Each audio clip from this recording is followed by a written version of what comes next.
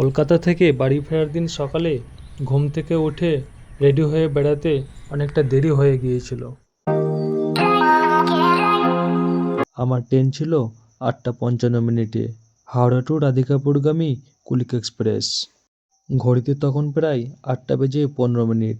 হাতে মাত্র কেবল 40 মিনিট অবশিষ্ট রয়েছে।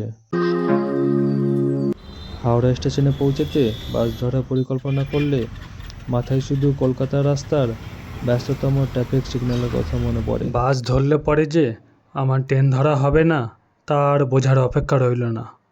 সেই সময় হঠাৎ মোবাইলে থাকা র্যাপিডো অ্যাপসের কথা মনে পড়ে।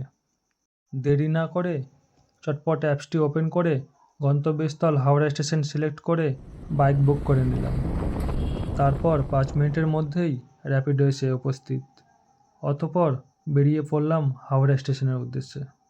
র্যাপিডো চালককে আমার ট্রেনের কথা বলতেই র্যাপিडो चालक बोले उठे, आप निश्चिंत रहिए भैया, 10 मिनट पहले आपको स्टेशन पे छोड़ देंगे। যেমন কথা তেমন কাজ।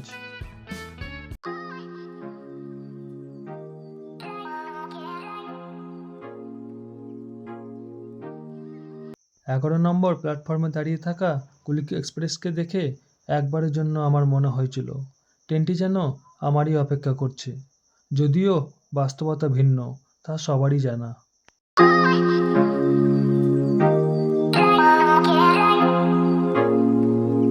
শেষমেশ ট্রেনে উঠে নিজের সিটে বসে একটি দীর্ঘশ্বাস ফেললাম।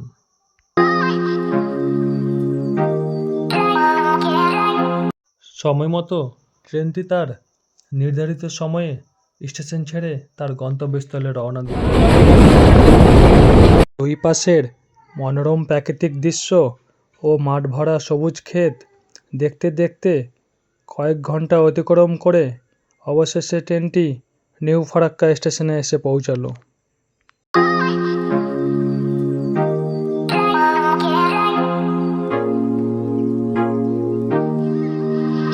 ট্রেন থেকে নিচে নামা মাত্রই নিজের মধ্যে একটা অদ্ভুত শান্তি উপলব্ধি করলাম এবং একটা লম্বা শ্বাস নিয়ে বাড়ির উদ্দেশ্যে রওনা দিলাম।